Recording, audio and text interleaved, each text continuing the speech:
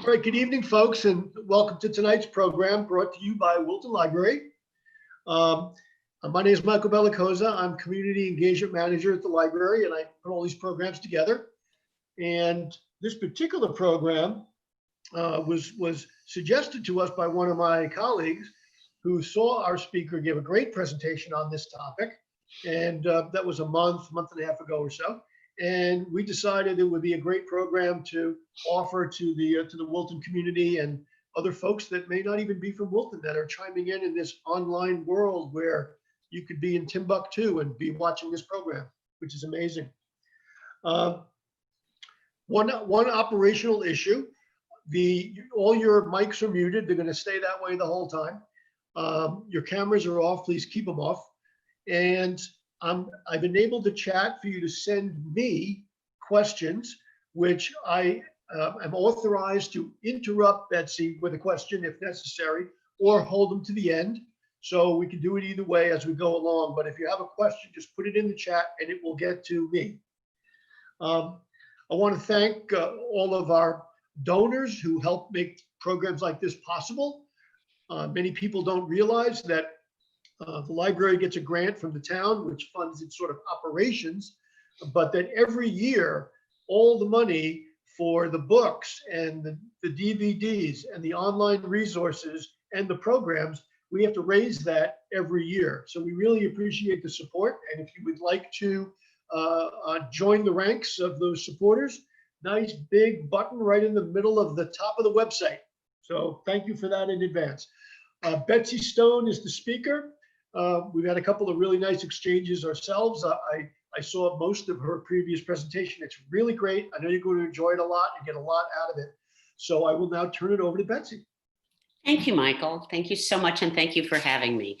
I really do like questions a lot. So please, if I lapse out of English, or if I say something you'd like to think more about, please let me know through Michael. If you put something in the chat box, he will get the question to me.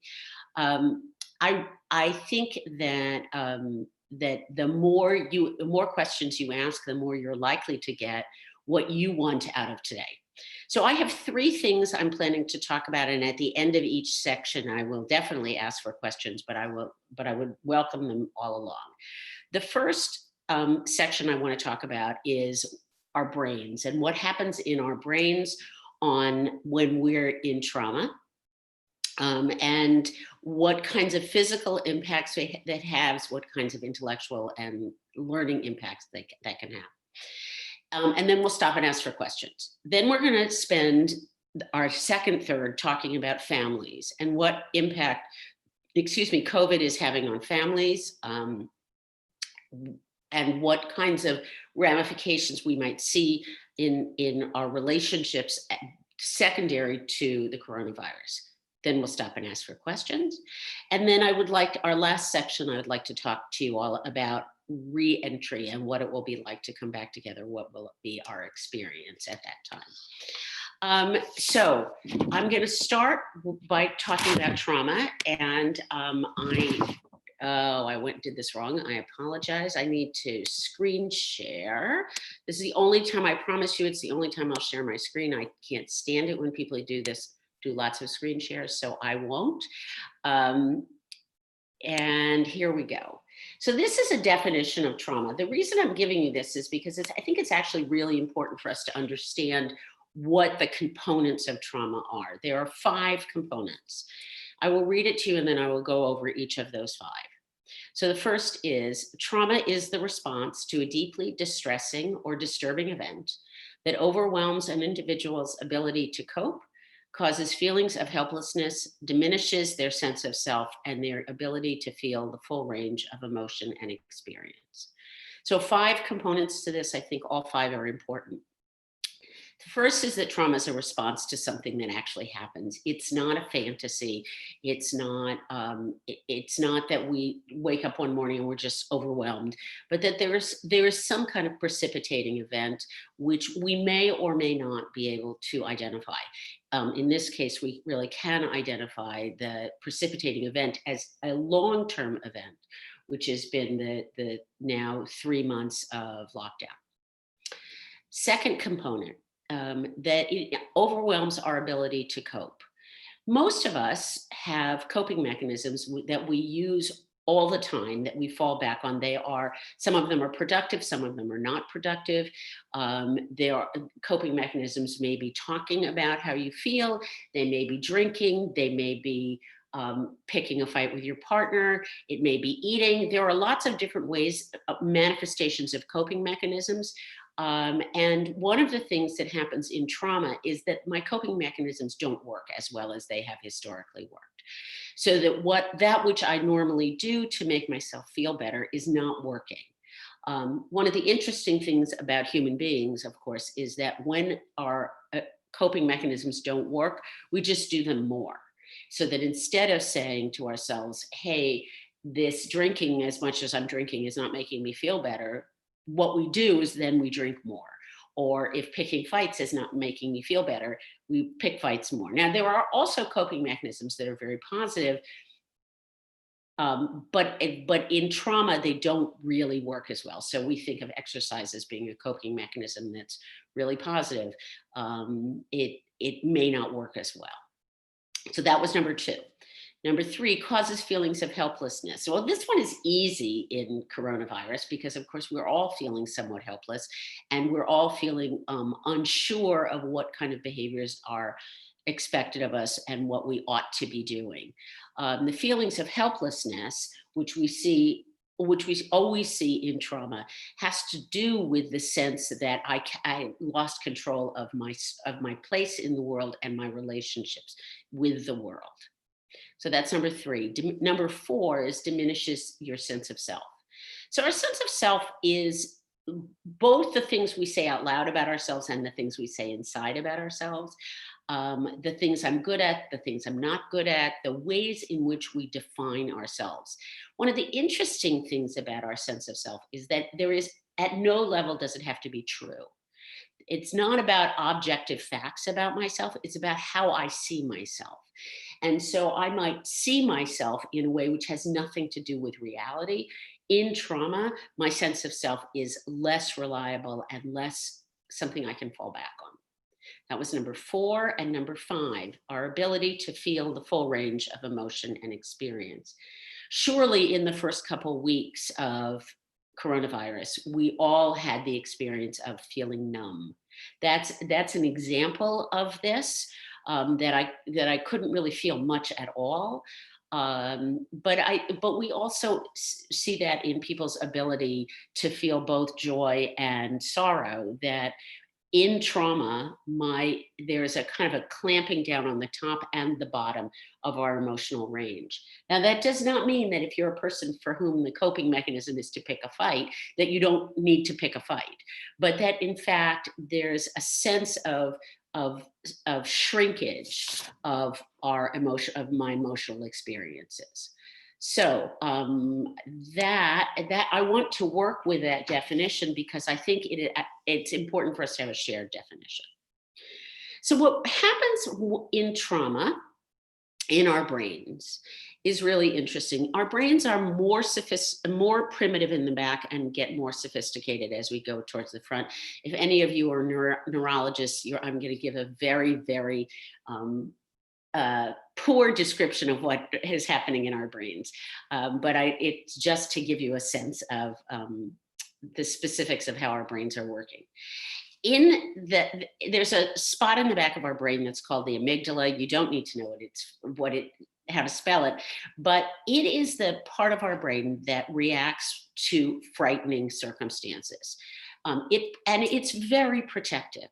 What it does for us is it gives us the opportunity to respond to fears, to danger. So your amygdala gets stirred up if you hear a really loud noise that you don't expect. If somebody pounds on the door in the middle of the night, if the phone rings at 2 o'clock in the morning and you're not expecting it, your amygdala gets stirred up, it gets activated, it starts to send off electrical impulses. And that's a really useful thing because what it does is it gives us the opportunity to protect ourselves and to save ourselves if we're exposed to real dangers. it has it does all sorts of things. It makes your heart beat faster. It makes your breath come faster. It's really useful, and it is often in conflict with the thinking parts of our brain, because its job is not to think. Its job is to protect us. So what happens when we're in a longer term experience of fear is that our amygdalas don't have time to calm down. We don't have time to have a reset, because we're exposed to fear and then exposed to fear and then exposed to fear. Think of this as living in an area where you hear gunshots outside all the time, or living in an experience of domestic violence. Even when you're not afraid, you don't have something to be afraid of right now. You have this kind of hyper reactive experience of being on edge. And what happens because of that is a lot of kind of cascading impacts. So first of all, it makes sense that when we're afraid that we don't sleep as well. Well, that makes lots of sense, because sleep is actually, it puts you in danger. If you're exposed to something which is potentially risky, sleep is not doesn't keep you alive. So our sleep has become, for many of us, quite disrupted. And I think we're seeing shifts in that. Initially, I think a lot of people weren't sleeping, or weren't sleeping through the night, and then were sleeping more and having lots of dreams. I think for each of us, the sleep change is part of the coronavirus fear. And remember, these fears don't have to be rational. You don't have to say to yourself, I am at risk. It can just be floating around there in the world. So sleep changes. Another change that we see, and if this hasn't happened to you, I'm blown away, is what we're calling in my family COVID brain. COVID brain is when you put your keys in the freezer. It's when you walk into a room to do something and you can't remember what it was. It's when your thinking brain is just not working very well. I described this to a student in a class the other day, and she said that she had stirred rice with her cell phone. That is a perfect example of COVID brain. And another student said, I got in the shower with a shirt on. So again, COVID brain. So a question, what's the impact of monotony on the brain? So our ability to focus is is clearly diminished in trauma, in crisis. Because again, it's not really a useful thing. What we know, I'm not sure I know much about what monotony does in our brain. What I do know is that that creativity is happening in a part of our brain which is not fear driven. And so the parts of our brain that can do focus and creativity and motivation are diminished relative to the parts of our brain that are doing fear. So you should see less of that. And if you are a naturally creative person, I think that one of the things to think about is potentially, at least, to go out of your normal creativity area. If you're an oil painter, do finger paints, simply because our brains are just not working as well as they were. We have a decreased ability to think, to make logical connections, to plan things out. All of those are expressions of the impact of trauma on our brains. And as the resilience, as the protests continue, that's just another layer of trauma. And one of the things we know is that, of course, as you layer on trauma, your resistance gets lower. Does the fear of consequences to COVID initiate the trauma versus having been hospitalized and ventilated? Yes, absolutely. You don't have to have, in psychological literature, you don't have to have a physical component of trauma. Actually, in psychiatric literature, you do. It's a little confusing, but don't let this bother you. I'm a psychologist. I'm sticking with mine. You don't actually have to have had a traumatic experience, a physically traumatic experience to have experienced trauma.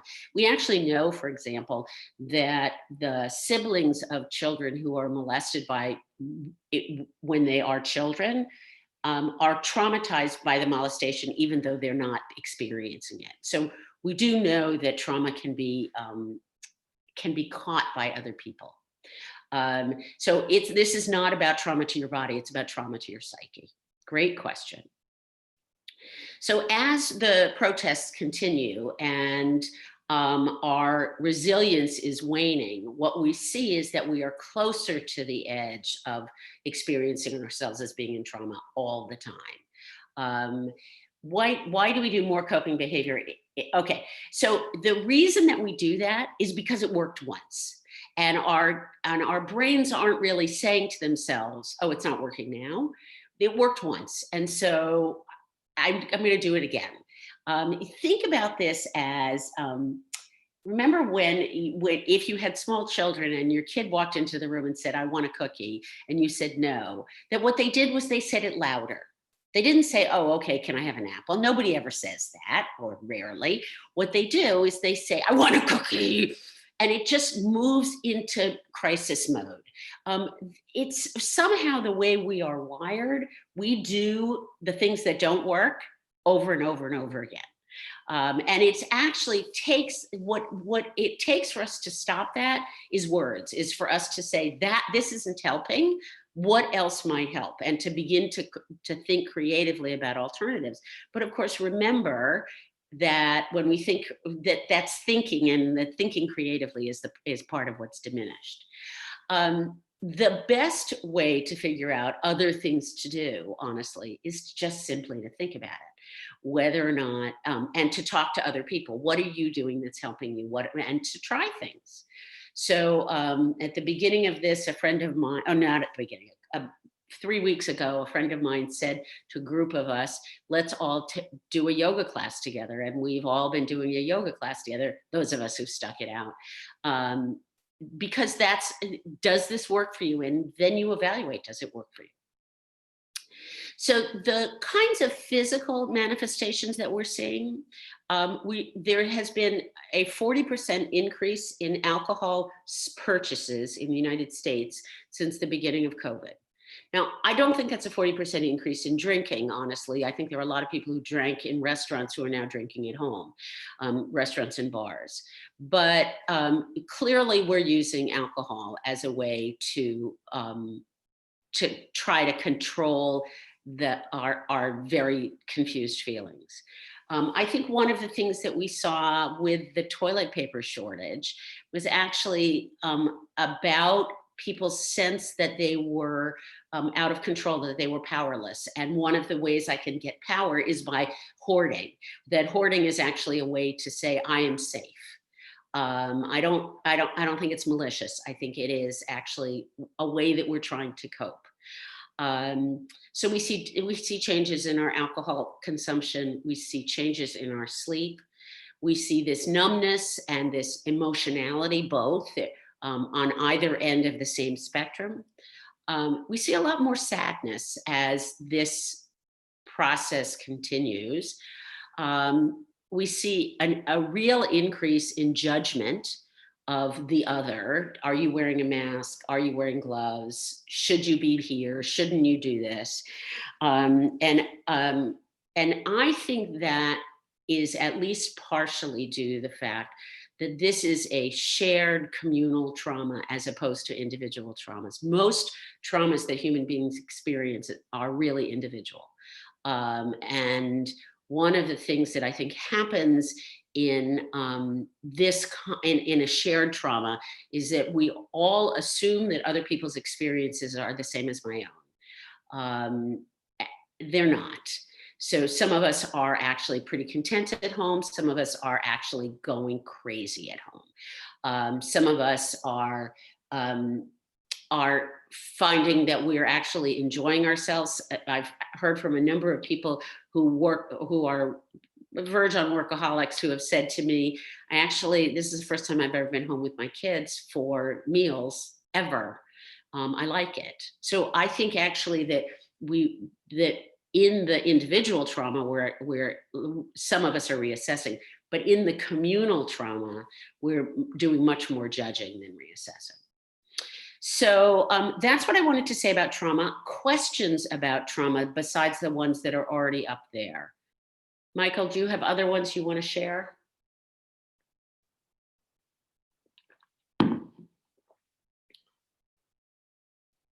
Wow. Okay. All right. Well, then let's move on. The second thing I wanted to talk about, and again, please ask questions, is about the impact on families. So let's start with understanding that none of us have ever spent this much time with any people in our lives, ever. Even on vacation, there's other people around, there's distractions, there's opportunities. You go play tennis, I go swimming. The sense of being in a space, whether it's a large space or a small space, with these people is actually very new for us. Most of us have never done anything like this.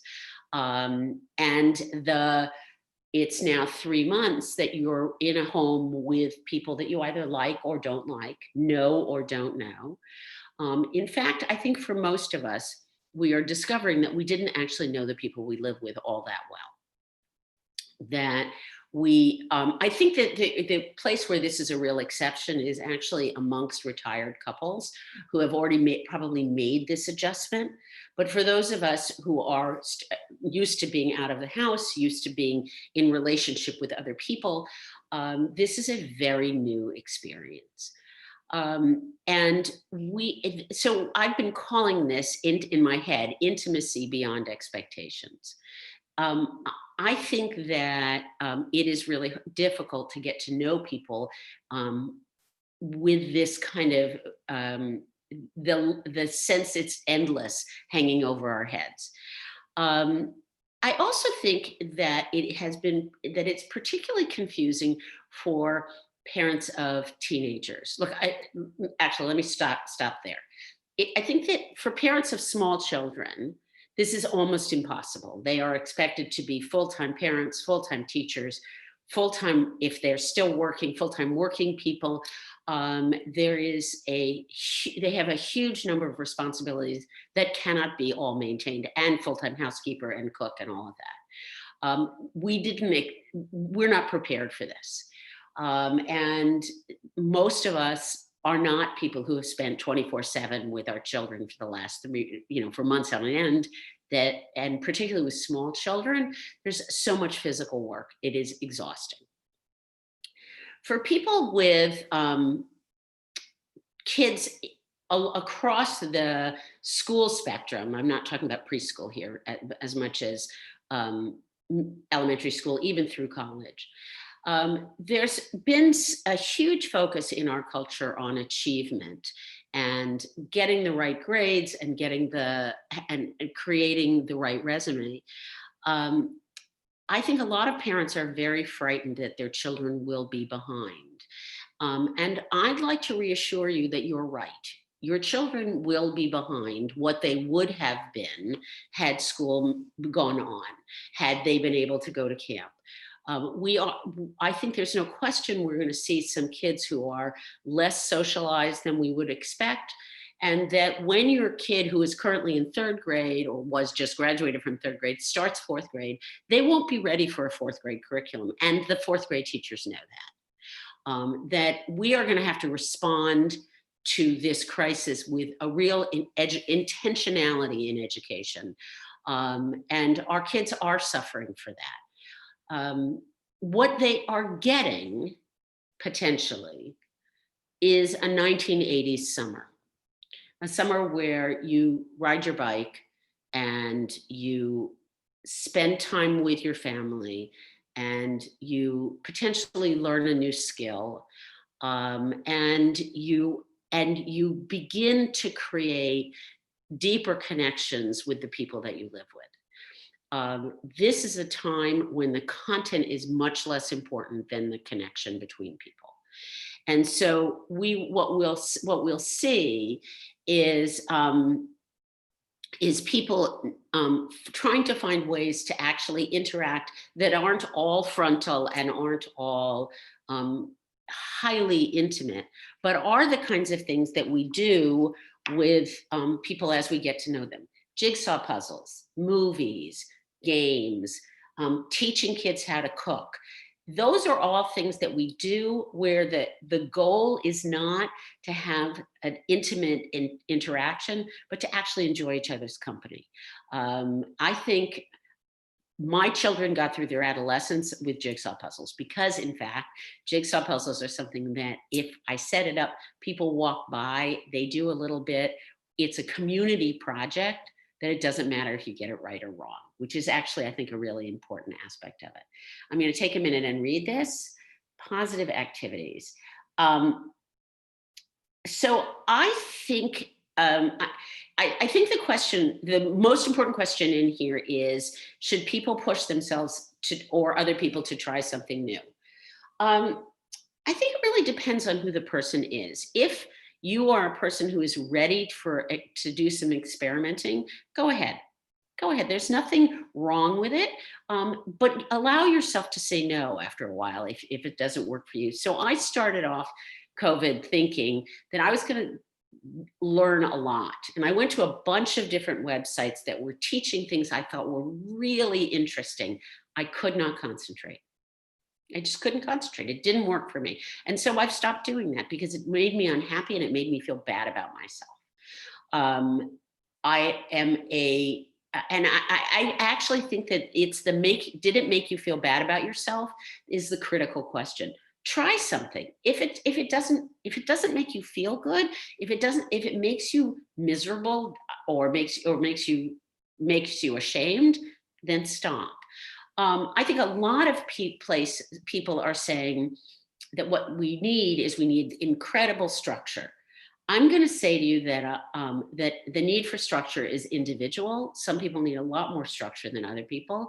And if you're a person who needs structure, you should create it. If you're a person who doesn't need structure, you should not impose it upon yourself. Having said that, I do want to make a statement about children and structure. First of all, most of our children do better under structure. But I also believe that for those of us who have had household help, it's really important for kids to know that they are part of that they are partly responsible for their homes, that they need to step up and clean bathrooms and change sheets and learn skills that have to do with actually these are forms of self-care. So I want you to actually engage your children in those tasks in ways that are developmentally appropriate. I'm not saying a 6-year-old should be cutting onions, but a 15-year-old should be helping make dinner for sure. And maybe that's a rotating schedule that, I don't make dinner every night, you do Tuesdays and I do Wednesdays. But I think it actually is really useful for kids to be given responsibility and for them to realize that they're actually, that it's partly their job to maintain the household. Not the house, but the household in all of its components. I think that some of the other stuff that we've really, no, I was going to talk about teenagers. Give me a minute before I go there.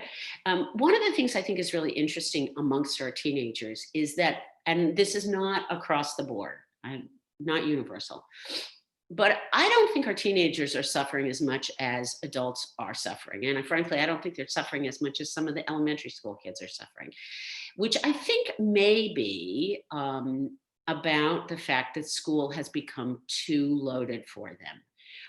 That school is a place where there are active shooter drills, which are incredibly scary and traumatizing for our kids. School is a place where where they are pushed and pushed and pushed and pushed, and they don't have enough time to just do nothing. And a lot of our kids have huge numbers of after school activities, which again are about resume building rather than character building. I think some of our kids are really relieved that they don't have so much to do. And I hope if you are living with people who are really relieved that they're not pushed as hard, that you actually begin to think about what that person needs going forward, because they may not need to restart as we ended. They may need to restart as they're living today. If you are more comfortable, or your child is more comfortable with the world as you live it today, that's actually an important piece of information. It's also important for us to understand that people get bored, and that being bored is not a bad thing. It's actually, bored is when I push myself to do new things. Bored is actually one of the things that human beings all have historically been. And so if your kid says that they're bored, that is not your problem, that is the kid's problem. And the response is, so what are you going to do? For our kids who are lonely, this medium of Zoom is not anywhere near as useful or helpful as we wish it were. Actually, I think for lots of our kids, phones are more helpful than Zoom, partly because they can wander around more. But I also think that one of the things that we've lost in coronavirus that I think a lot of us really are missing is what I think of as drive-by conversations. That as we walk out of a classroom, I turn to you and I say, I can't stand that teacher. That it's a meaningless interaction. We don't have to be friends. It's not intimate. Doesn't have any depth, but it is one of the ways in which I know I'm seen, and people are aware of me and thoughtful about me. I think that our kids are really missing that, probably more than they're missing school. And I think that our kids who are athletic are also missing the opportunity to burn off a lot of energy, that they really need more physical activity. So if your kid is not a kid who thrives with structure, I'm going to suggest to you that you don't say to them, you have to do this and then this and then this, but that there is some sense of daily responsibilities, which is actually much more the way adults live, a sense of daily responsibilities that need to get done before you get screens. And that screens are the reward, not the, and the incentive for most of our kids. But now that school is out, it's actually really important for them to be also doing things that contribute to the household.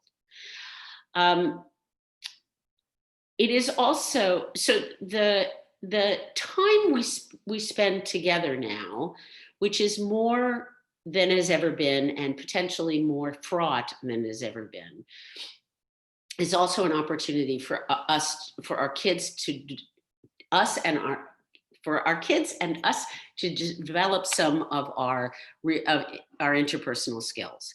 It is actually important for kids, for adolescents particularly, as they go off to college, to be learning how to communicate with people that they don't know or that they're not comfortable with. In fact, learning how to communicate with people that you haven't picked is part of what all of us do in our work lives. It's what all of us do in our volunteer lives, that I work with people whether or not I actually like them. And it's actually very important for us to develop those skills, not simply with the people I care for, but also with other people. The people who are living alone, this is an extraordinarily difficult thing for us to experience. Let's parse the difference between lonely and alone, because they're actually quite different. I can be lonely when I am not alone, and I can be alone when I am not lonely. If you think about walking into a party where you don't know a soul and there's lots of people, that is lonely but not alone. And lonely is actually bad for our health. Alone is not bad for our health. if you are a person who is experiencing loneliness, who is really suffering by being alone, the most useful thing you can do is to make phone calls, is to call other people who are, and assume that if I'm lonely, you are also lonely. It is also, I think, incumbent on all of us to reach out to people who are alone more than we would otherwise have done, to pick up the phone more than we would normally do, and to make sure that those people don't feel like they are invisible. It's the experience of being invisible that is really most painful for us, that I don't matter to anybody and nobody's thinking about me. So think about the people that you know, whether or not they don't have to be good friends, but the people that you know who are by themselves, and take some responsibility as part of a community to reach out to them. I think lots of religious organizations are doing this. Synagogues and churches and mosques are reaching out to all their members. But I think it's important that it not just come from institutions, but from everybody. To just say, I'm thinking of you, how are you?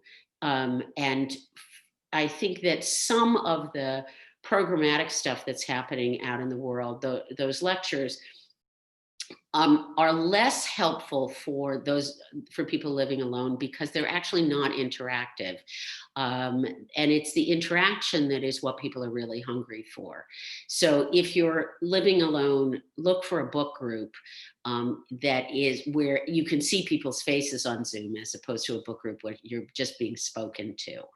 I know that different institutions are also doing some support groups, again, through Zoom, for people who are alone. I know that the Jewish Family Service in Stanford is doing that. I'm sure there are other organizations that are doing that, and I would suggest that you really take advantage of those, because loneliness is not good for our health. Okay, that's the end of part 2. I'm wondering if there are any more questions about the impact on families, or the kind of ways in which we can respond to the family changes.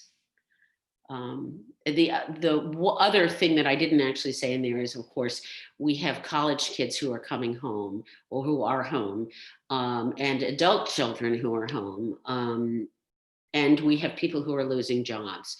All of those are can be really difficult.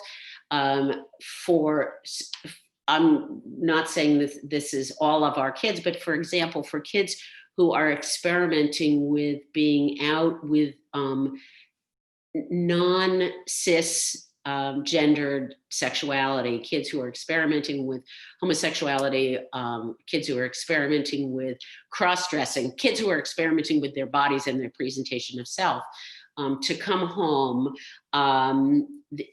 Yes, Michael, go ahead. To come home and to have to be who they were when they were younger is actually really difficult. It is also really difficult for our young adults who experience themselves as having been mature and launched, to be unlaunched. And it is also really extraordinarily difficult for us to grieve the loss of jobs. There was an article in the Times, I think yesterday, but I read it online, so I don't know, that was about that grieving a job is actually more difficult than grieving a parent. That's quite an extraordinary statement. So give me a moment while I read this. So the issues of these issues are also re-entry issues. So I'm going to go into kind of re-entry questions. So lockdown was actually, I think, much simpler than re-entry. We were told that you could go to the grocery store and you could go to the emergency room, and that was it. That really, basically, our choices were so limited by the instructions we were getting that it was easier to make decisions about what was safe and what was not safe. We do know that at the beginning of um, the very beginning, the first couple of weeks of lockdown, that a lot of well elderly were not paying any attention at all. And they were saying things like, I'm 90 years old, what difference does it make? Well, of course, it does make a difference. They seem to have largely gotten on board. We are now experiencing that much more with younger people who are taking chances and doing things that we think are not safe. The rules are incredibly unclear, and the lack of clarity just amps up our anxiety.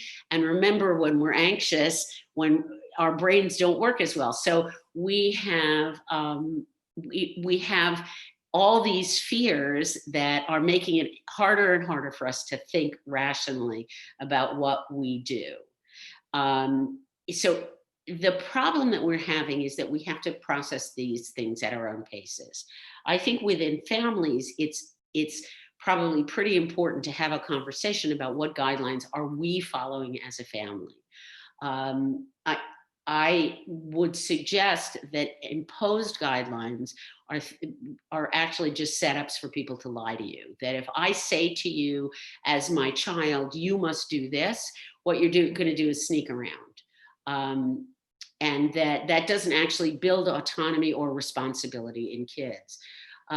If you feel like your children are doing things that are truly endangering you, you have very difficult decisions to make. When I think many of our, I am also one of these people who have young adult children who don't live in my home. And some of my kids have refused to see us up close, but have come and stood in our backyard. I actually think that it is remarkable how responsible our kids are being about their older relatives. I think it is an extraordinary manifestation of love. I think that when they take care of us in this way, they are really saying to us that we're important. However, it's also really painful. When my son, who lives in Brooklyn, said he wanted to come have dinner outside with us, sitting at separate tables, I said to him, I don't know if I want to see you if I can't hug you. I changed my mind, but I think that it's really difficult for us, and that we are going to be evaluating and reevaluating this as we continue. And that as families, we are constantly negotiating and renegotiating what feels safe and what doesn't feel safe. The question of trauma to our children who are, I assume, if they can't travel home, we're talking about young adult children. I think that it really depends on all sorts of factors. Are they a person who's already feeling at risk? Are they managing themselves? Are they alone? Are they lonely? I think that every generation has trauma, and that this is going to be the trauma, I hope, the main trauma of this generation. And that in the same way that I'm a baby boomer, I was shaped by Vietnam, our children are going to be shaped by this. Our young adults will be shaped by this. And that is part of being human and in a world where bad stuff happens. So that I think we're not going to be able to get out of this scot-free. We are going to have to, we're going to learn lessons. And one of the interesting things that we know about a response to trauma is that part of healthy response to trauma, and it's not happening yet, is meaning making in trauma. That when we are all said and done with this, whether it's 6 months or a year, we are going to find ways to understand what happened, and it's going to be part of the story that we tell our children about our lives, so that it becomes part of the lore of the 2020s, and we will make meaning of this. We may not be able to do that yet. Another aspect of coronavirus that we have to think about, and of reentry, is that we have taken spaces, physical spaces, which have historically been safe spaces for us, and they have become dangerous spaces. So the grocery store is scary for some of us. Going back to houses of worship may be scary. The gym, which what for many of us is a place that we worked out fears, may now be a place where we experience fears. And the shift to being afraid is a much faster shift than the shift to feeling safe. Safety is an incredibly important part of our being able to progress in the world and to understand what's happening to us. Many of us are not feeling safe now. Many of us are feeling that the world is much more dangerous than it has historically been. And it takes longer to recover from this kind of stress and fear than it takes to engage in it. I think we should expect that the stress will be some of the stress will be long lasting, that some of us will still be struggling with aspects of what happened to us during this time over the course of years. And I think our culture will be responding to it over the course of years. That we will not pop back out of this.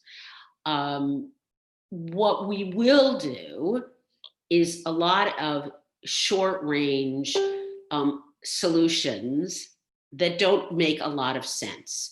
So, they will be the equivalent of you have to take your shoes off because one guy once had something in his shoe and it didn't, and nothing happened. That we will overreact to aspects of this and we will underreact to other aspects of this. What I hope we learn, and I'm not sure that we will, what I hope we learn is that our relationships are really important to us, and that connection and the feeling of being cared for and mattering in the world is hugely important to human beings across the board. That is how we are built. We need other people. And so I do think there can be long-term effects of loneliness. I also think there can be long-term effects of too much togetherness. What I hope we learn is that it's more important for our children to be decent human beings than it is for them to achieve. But I'm not sure we'll learn that. What I hope we learn is that leadership involves empathy and caring, but I'm not sure we'll learn that. I think that there are, that over the course of this horrendous and complicated and confusing experience, that there are lessons that are really important for us, and that a lot of them have to do with making meaning and making connections. I think as we think about re-entering spaces that were once safe and now don't feel quite so safe, we're going to have to think about how we shift those spaces in our heads, how we relate to them differently. I think that some people will walk back into the gym and it'll be a nothing. I think some people will sit outside and feel like they need to cry. I think some people will hyperventilate in the grocery store and others will not. And that it's not a matter of somebody being right and somebody being wrong. It's actually a matter of what really works for each of us as individuals. I think this is an arena where we have to really not be judgmental. And we have to be kind to ourselves and to other people. I do think that empathy and kindness are incredibly important at this time in the history of the United States. I think that our kids, I think our kids are being drawn deeply by the protests, partly because we have a new understanding of what it is like to live under duress in meaningful ways that we did not know historically, that those of us who have lived lives of given privilege as opposed to earned privilege are finding that even privilege doesn't protect us, and it is changing our relationships with other people in ways which hopefully will last. So that was what I wanted to cover. I have one other set of things that I want us to think about, unless you have questions. And that is this. In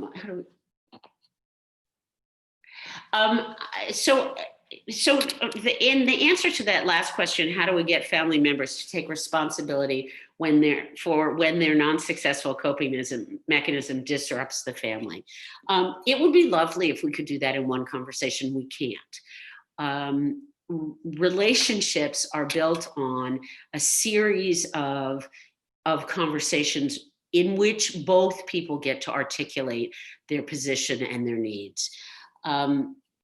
One of the things that I know as a psychologist about intimacy is that intimacy done well requires both closeness and separateness. That I have to both be able to share what I feel with you, and I have to be able to create some space for myself to be myself. The image I've always liked for this is a bunch of porcupines in the cold. It's obviously in their best interest to huddle together, but it's also painful to huddle together. And so there has to be some space in between. Intimacy requires both closeness and space. And conversation is a way in which human beings create intimacy, not by imposing my set of beliefs on you, but by sharing my experience with you. And so I actually think that one of the most difficult things we're having to figure out how to do for lots of us is to have real conversations. In families of ambition, and many of us are families of ambition, a lot of what we've talked about historically with our family is the logistics of our lives. Who's driving whom?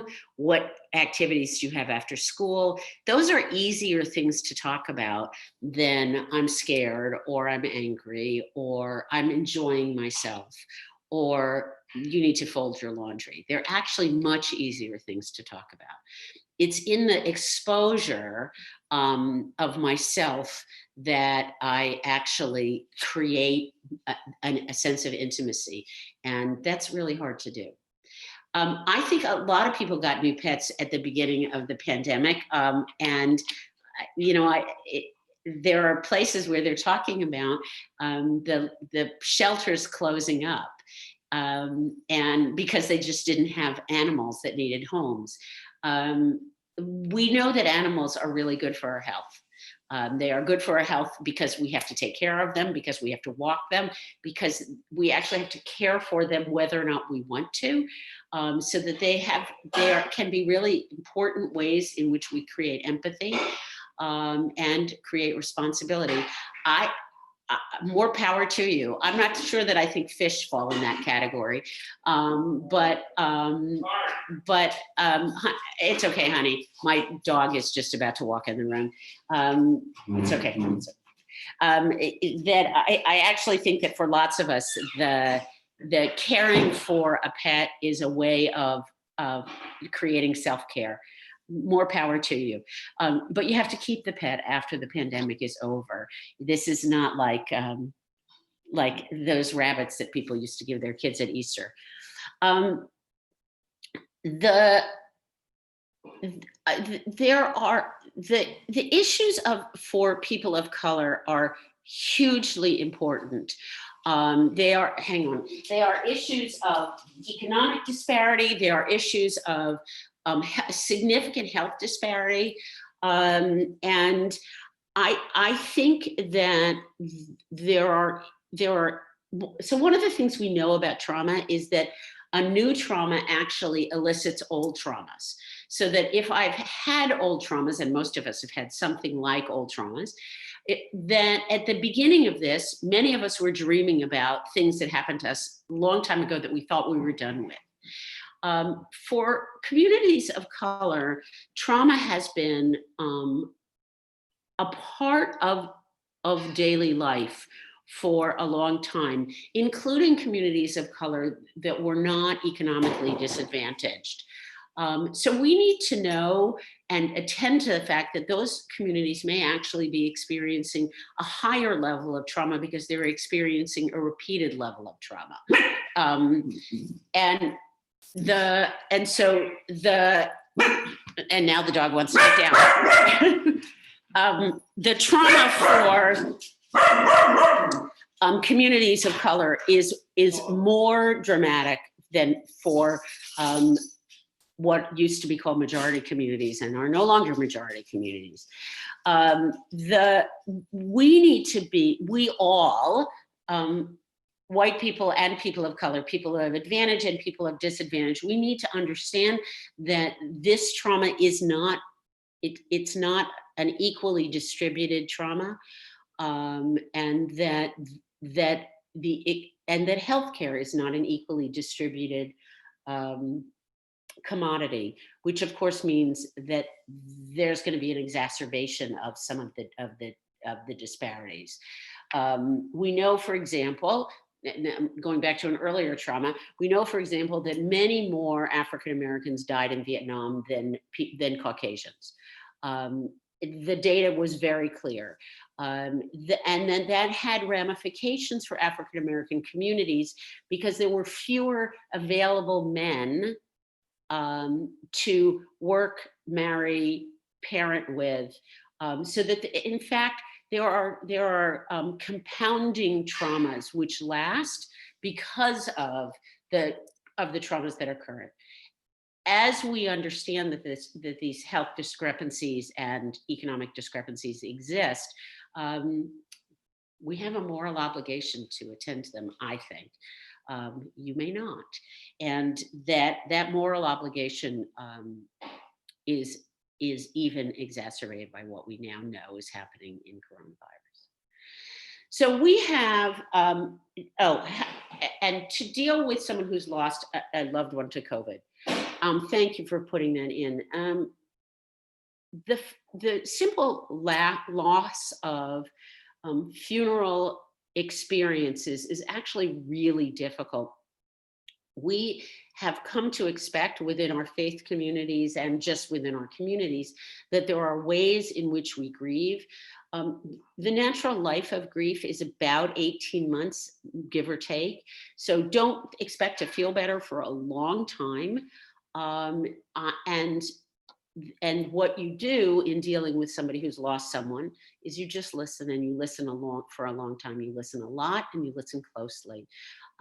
People who are traumatized tell their stories over and over and over again. That's part of the way they digest what's happened to them. And we do that with positive trauma as well as with negative trauma.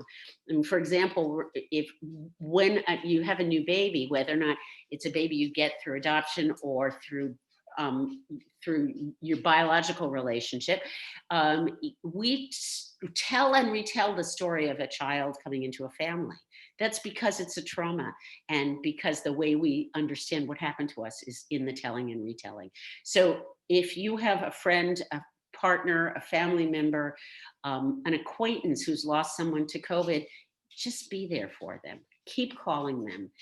Keep being helpful and responsive, because that's what they need, even when they've told you the story 3 times already.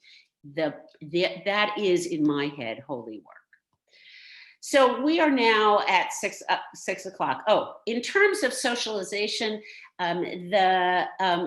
little kids can't socialize without touching each other. They just can't. They don't know how. We can't expect them to do that. And we're going to see impacts of the lack of socialization, I think, in little kids. Kids who have siblings are getting socialized, so don't worry about them. But onlys are not. And we're going to see consequences of that. Again, I don't think there's a way to avoid the consequences. if you put 2-year-olds together, they're going to hug. And unless you really trust where the family of that 2-year-old has been, I don't think it's wise. Lots of people are creating what they're calling quarantines. But you have to really trust those other people, because in fact, it's, what decisions they make put your family and your loved ones at risk. I think we will see consequences of this experience, as we saw consequences of September 11th, as we saw consequences of the economic downturns. And we need to expect that there will be consequences, and then we will respond when we can. We may not be able to respond yet. So I really want to thank you all for having me. And thank you to Michael for inviting me to join you for this. I hope that you have learned things and have new ways to think about where you fit in the world, and what COVID has done in your family and your experience. And I thank you again. If you need me, please be in touch with me, Michael. Through Michael, he will reach out to me if I can be helpful. Well, thanks, Betsy. That was really great. Covered a lot of ground in a 1 hour stretch. I think we nailed all the questions that came in, which was great. Nice way to kind of break up the whole flow. And people asked a lot of great questions. So I just want everybody to know that we recorded this. So there'll be a link to the recording, which I'll send to everybody who signed up. You can always go back and review it. And we hope to see you at other programs in the future of all different kinds that we have here at the library. And some of them are not very interactive, other than chat window things when you've got large attendance. But other ones we're doing are pretty interactive. And in fact, we're going to have a literature seminar in July that we're going to deliberately have full interaction by the audience throughout the discussion, to try to almost replicate what would be happening if we were in the Reimer room in the library. So we're experimenting. That's all you can do. Thank you all. Good night. Good night, everybody.